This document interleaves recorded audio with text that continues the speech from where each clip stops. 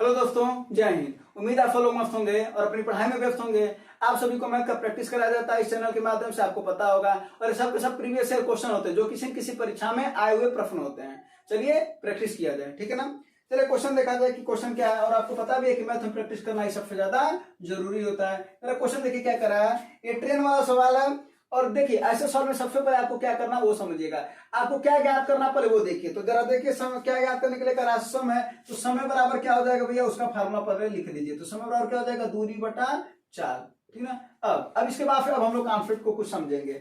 अब जरा एक बात करते हैं, क्या करा इसमें एक 265 मीटर लंबी ट्रेन है, उसका चाल दे रखा है। और क्या करा एक दूसरी ट्रेन का चाल दे रखा है और उस ट्रेन को पार कर रहे हो। कभी भी अगर एक ट्रेन एक दूसरे को पार कर रही हो और कैसे आ रही हो, देखिए जरा कैसे आ रही हो, विपरीत दिशा से। विपरीत दिशा का मतलब क्या हुआ कि एक दूसरे के विपरीत में आ रही हो, ठीक है ना। तो कभी भी अगर एक ट्रेन मान लेते देखो इधर जा रही है और दूसरी ट्रेन जो है वो इधर आ रही है, ठीक है ना। अगर ये पार करेंगे तो ये ट्रेन ए है, ये बी है, तो इसका मतलब ये इधर आ जाएगा, जाहिर सी बात है आ जाएगा ना। और वो वाला ट्रेन किधर चला जाएगा, उधर चला जाएगा। इसका मतलब ये कौन सा है ट्रेन, ये ए है, और ये कौन सा है, ये बी है जो इधर आ रहा था, यही ना। अब एक बात बताओ, तो कितना दूरी चला है, तो कहोगे ना यहां से लेकर के यहां तक दूरी चला है। इसका मतलब ट्रेन अपनी लंबाई के बराबर ही दूरी तय करता है। तो बस कुछ करना ही नहीं, दोनों ट्रेन की को जोड़ देना, यानी 265 और प्लस कितना भैया 245। ये हो गया दूरी उनका। यानी जब ट्रेन किसी ट्रेन को दूसरी ट्रेन को पार कर रही होती है तो उनकी लंबाइयां जुट जाती हैं, और जो लंबाइयां जुड़ती हैं वही उसकी दूरी हो जाता है। Clear clear. अब हमको चाहिए चाल। जब विपरीत आ रहे हैं तो उनका चाल को जोड़ देते हैं, क्योंकि समय कम लगता है, समय कम तो चाल हो जाएगा ज्यादा। तो जरा भैया जोड़ देते हैं। तो क्या है 61 और 47 है, ठीक है ना। IC को अगर हम 5/18 कर देंगे तो हमारा समय निकल जाएगा सेकंड में। चलो तो क्या हो जाएगा 265 और 445 को जोड़ो, 5 5 कितना हो जाएगा 10, 6 4 10 1 11, 2 2 4 1 5, 510 आ गया ऊपर। और इधर देखो 7 1 8 और 6 4 10 गुणे 5/18, 18 छक्के 108, यही ना।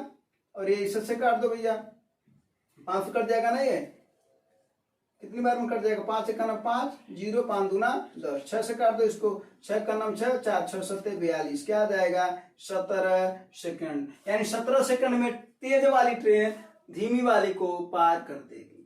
कितने समय में, 17 सेकंड में। तो इसका आंसर हो गया 17 सेकंड। बस इसमें क्या याद करना था, क्लियर हो गया होगा। चलिए अगला फॉल लगाइएगा।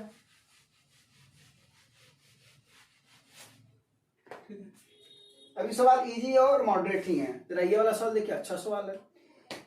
बेलन का सवाल है, सवाल आ रहा तो लगाइए, तब तो फार्मूला लिख देते हैं कुछ ना कुछ, उसके बाद फिर कुछ काम चलता रहेगा। तो बेलन का आयतन क्या होता है, पाई आर स्क्वायर एच। बात करें वक्र पृष्ठ का क्या होता है, तो इसका वक्र पृष्ठ होता है 2 पाई आर एच। बात करें संपूर्ण पृष्ठ इसका क्या होता है, यानी पृष्ठीय क्षेत्र संपूर्ण इसका क्या होता है, तो संपूर्ण पृष्ठ होता है 2 पाई आर कोष्टक में एच प्लस आर। ये 3 फार्मूले होते हैं, जिसमें जहां आर क्या होता है, बेलन की त्रिज्या होता है। ये बेलन है, जरा देख लो भैया, ये क्या है, बेलन है।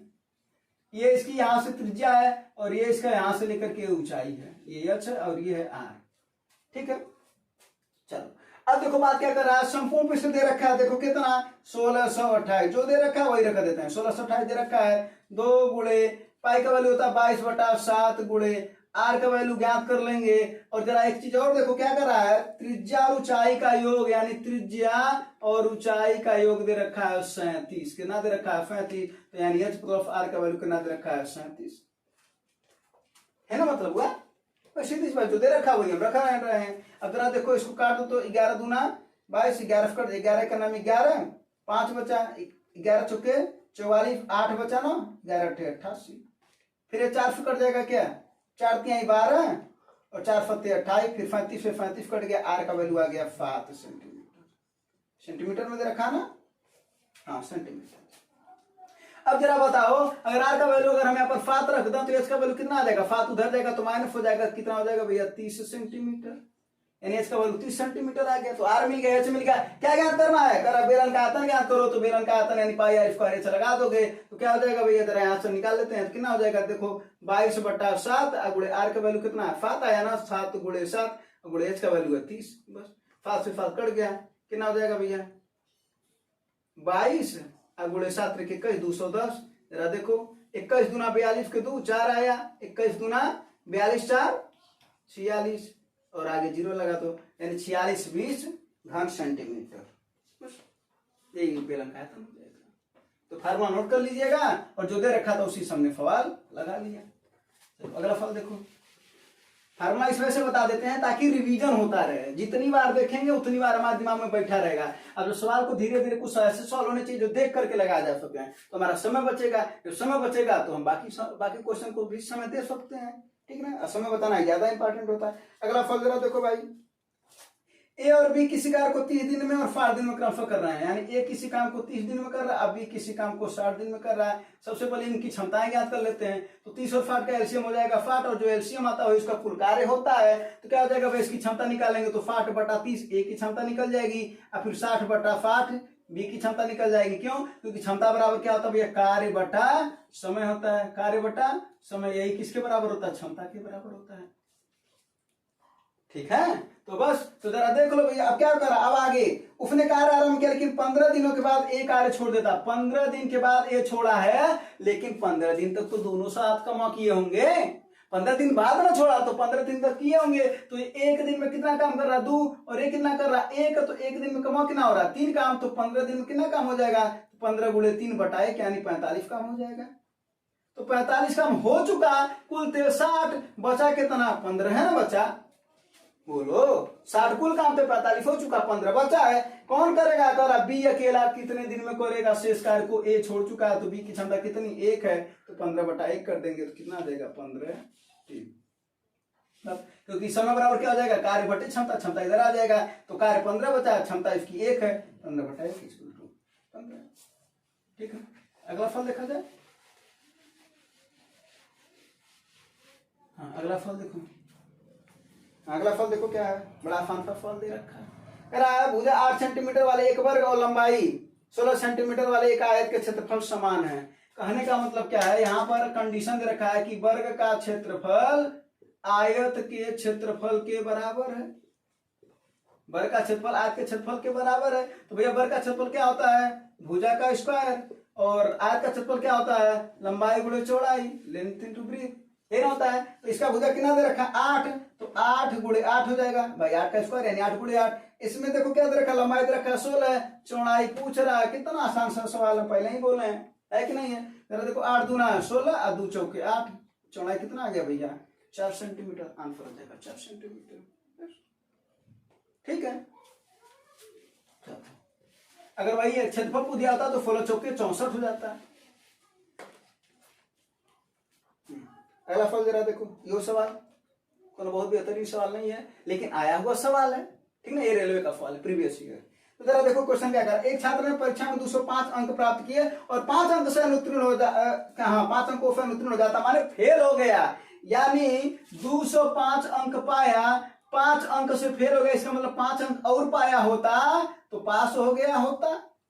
इसका मतलब 210 नंबर पाया होता तो पास हो गया होता। बात तो यही हुआ ना, 205 अंक पाया, 5 से फेल हो गया, 210 अंक पाया होता तो पास हुआ होता है। क्या करा, यदि न्यूनतम उत्तीर्णांक 35% माने 35% पाया होता तो पास होता। या तो हम कहें 35% नंबर पाया होता, या तो कहें 210 नंबर पाया होता तो पास होता। इसका मतलब कहीं कहीं 35% और 210 के बराबर है।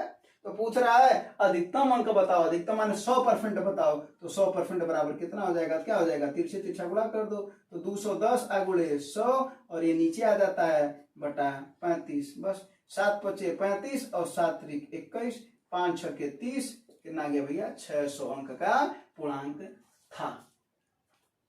600 अंक का पूर्णांक था। क्लियर। चलो अगला फल लगाते हैं। अगला वाला फल देखो, अच्छा फल है, ठीक ठाक सवाल है। देखो सवाल क्या है कि 100 रुपए में 60 की दर से कुछ संतरे खरीदा। यहाँ पर रुपया लिख लो और यहाँ पर वस्तु, ठीक है। 100 रुपया में 60 की दर से, 60 की दर से का मतलब होता है एक वस्तु का दाम 60 रुपया था, ठीक है ना। फिर क्या कर रहा है, 120 रुपया में 70 की दर से बेच दिया। ये है क्रय और ये है विक्रय, ठीक है, कोई दिक्कत नहीं।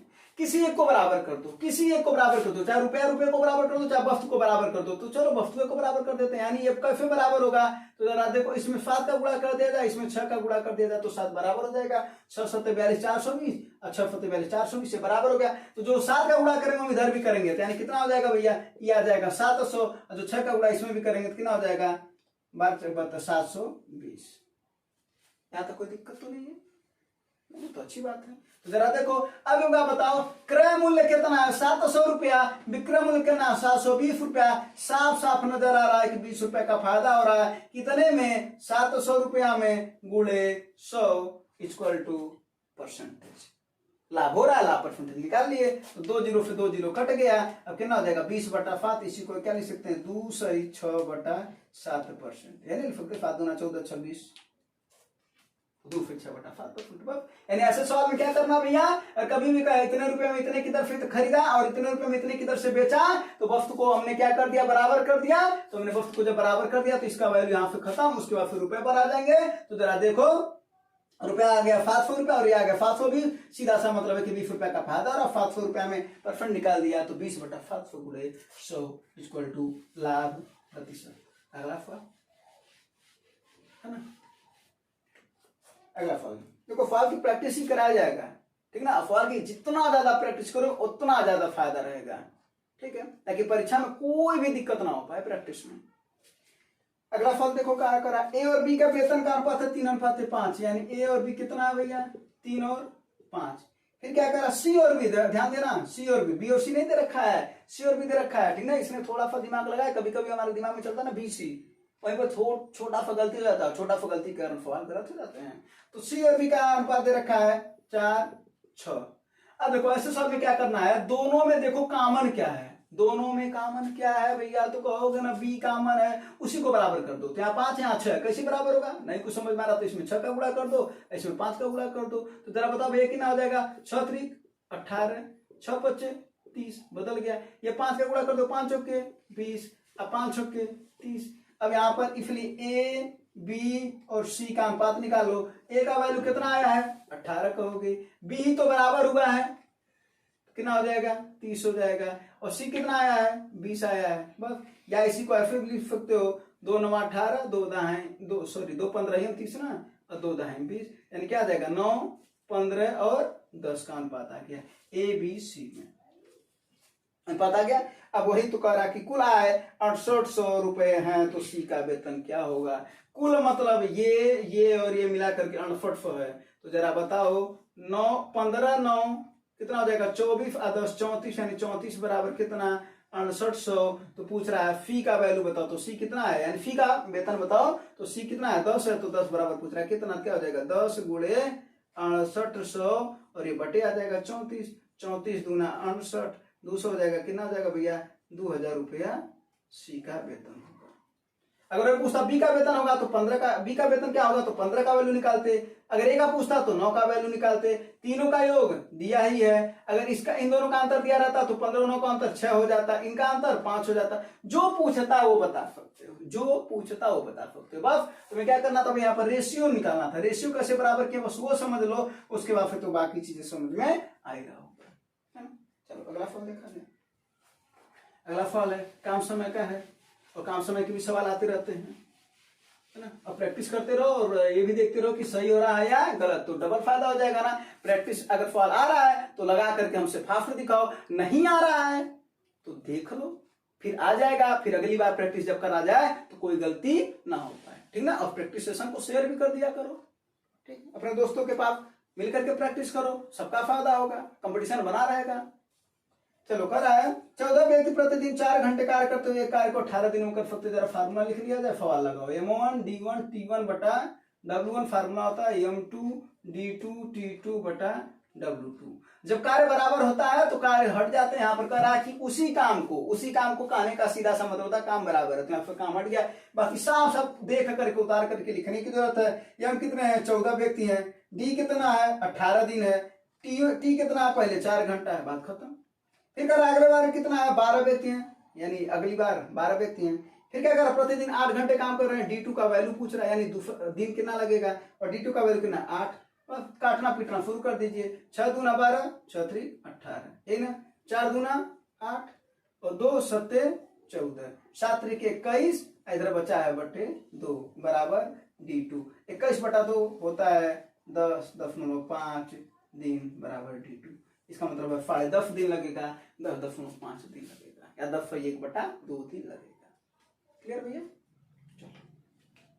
फार्मूला नोट कर लेना है। यहाँ पर काम बराबर था।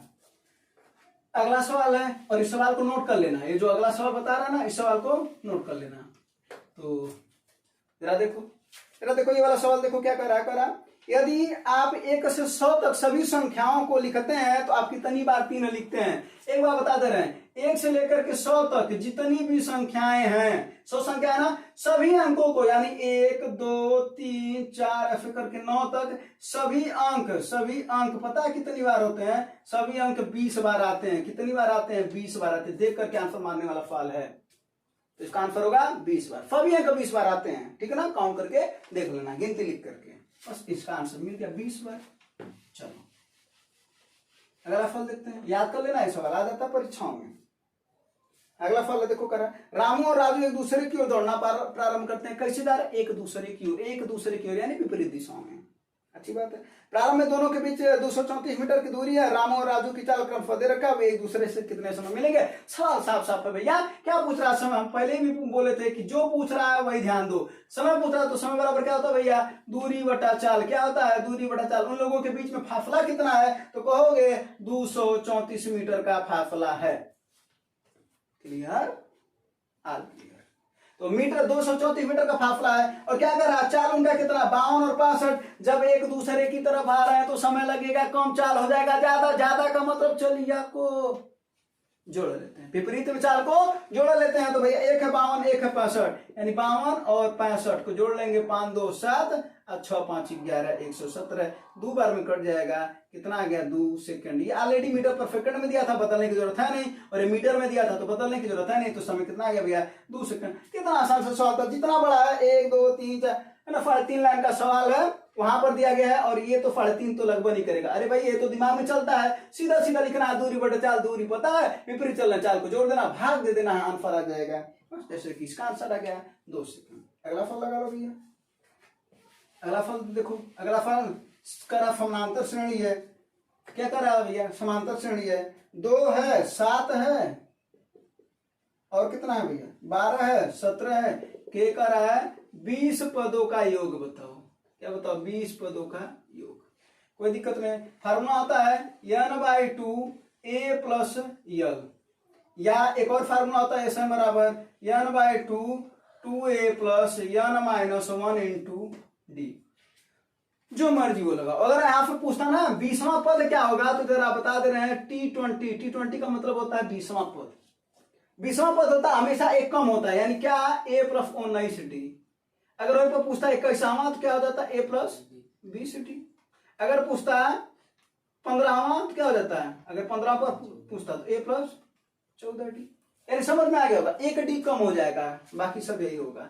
बस अब ए क्या होता है? प्रथम पद को ए बोलते हैं, यानी ए का वैल्यू कितना है? 2 है। अंतर जरा देखो कितने का है? 5 का। कितने का? 5 का। कितने का? 5 का। तो ए का वैल्यू यहां पर मिल गया 2 और डी का वैल्यू खोज लो तो कितना मिल गया? 5। बस फिर 2 बातें पता होनी चाहिए। तो जरा देखो, ए का वैल्यू यहां पर रख दो, डी का वैल्यू यहां पर रख दो। 20वां पद अगर पूछता तो निकल गया होता ना। अब 20वां पद इसका अंतिम पद रहता है, यानी वही एल का वैल्यू होता है, बस यहाँ पर रख देते। तो चलो हम इस फार्मूले से लगाते इस सवाल को, क्योंकि हमको अंतिम पद इसमें पता नहीं है। तो जरा देखो एन का वैल्यू कितना है भैया? 20। कितना हो जाएगा? 20/2। इतना आंसर रख देते हैं, ठीक है ना। आप लोग कभी कभी कहते हैं कि आप थोड़ा जल्दी में काट देते हैं, है ना। चलो कोई बात नहीं, उसको समझा करो, क्योंकि तुम्हें भी उसी तरीके से काटना है, ठीक है ना।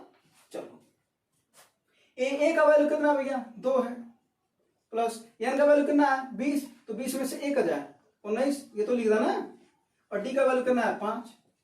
बस इसी को सॉल्व कर लो। कितनी बार में कट जाएगा? 10 बार में। 2 दूना 4, ये बाहर है, प्लस 19 बचे 95। 95 4 99, और 99 में 10 का गुणा कर दोगे 990, यानी इसका योग कितना हो जाएगा? 990। बस 990। क्लियर? तो फार्मूला लिख लेना इसको, ठीक है। चलो अगला फल बताते हैं।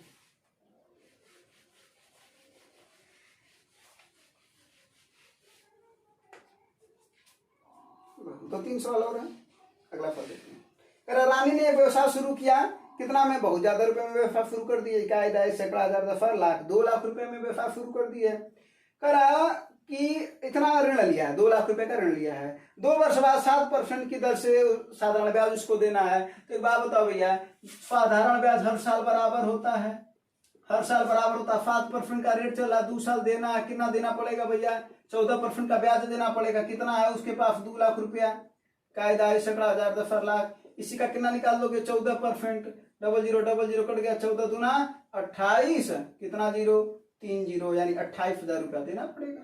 28,000 साधारण ब्याज हर साल बराबर होता है, साधारण ब्याज हर साल बराबर होता है। तो अगर एक साल का 7% तो 2 साल का 14%। मात्र वही पूछ रहा था कि हमको केवल साधारण ब्याज बता दो, तो 2 लाख रुपए का हम 14% निकाल दिए, तो हमारा आंसर आ गया। ठीक है, चलो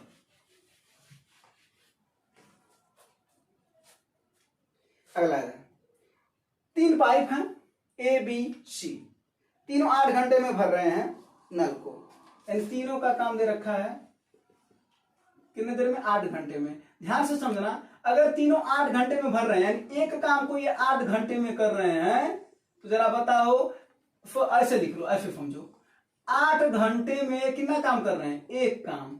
तो 1 घंटे में अगर काम निकाला जाए तो क्या हो जाएगा, तिरछे तिरछे गुणा 1 गुणे 1/8, यानी 1/8। ये बात समझ में नहीं है। 8 घंटे में अगर एक काम, तो 1 घंटे में 1/8 काम, यानी तीनों लोग मिल करके 1/8 काम कर रहे हैं। क्लियर, क्लियर, क्लियर है ना भैया। करा तीनों पाइप को 2 घंटे के लिए खोला गया, उसके बाद सी को बंद किया गया। कोई दिक्कत नहीं, बाद में ना बंद किया गया, पहले नहीं ना, 2 घंटा बाद तो इनको काम कराओ। तो तीनों को जब 1 घंटा में इतना काम है, तो 2 घंटे का काम निकाल लो। 2 घंटे का काम किसके द्वारा, ए बी और सी के द्वारा। ठीक है, तो 2 घंटे का काम कितना हो जाएगा, 2 गुणे 1/8, 2 चौके 8, यानी कितना होगा 1/4। 4 में एक काम कर चुके तीनों लोग, 4 में एक काम कर चुके, तो बचा कितना, कहोगे 3/4, यही बचा हुआ काम है, बचा काम यही ना, 3/4। अब क्या करा, सी को बंद कर दिया जाता है, सी बंद हो गया, ए और बी बचे हैं। करा ए और बी फेस वाई को 9 घंटे में बढ़ता है, यानी 3/4 को कितने में भर रहा है वो, 9 घंटे में। तो पूरा काम निकालो, तो पूरा काम इनके द्वारा, किसके द्वारा, ए और बी के द्वारा पूरा काम कितने समय लगेगा, तो 9, और इसी को उल्टा कर देते तो समय आ जाता है, जैसे कि वहां पर किए हैं। तो 3 त्रिका 9, 3 चौके 12 घंटा,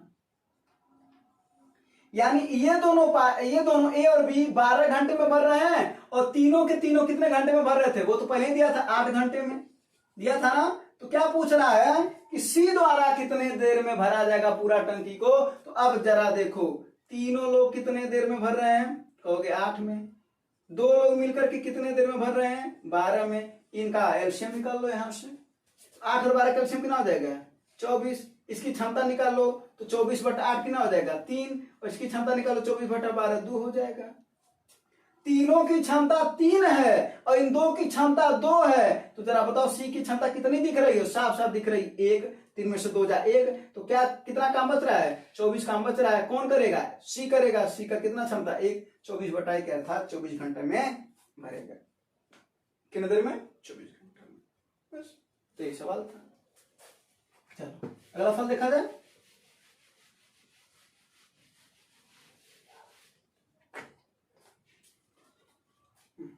बस ये लास्ट सवाल है, ये लास्ट सवाल है, ठीक है ना। चलो अगला फल है, एक महिला 40 किलो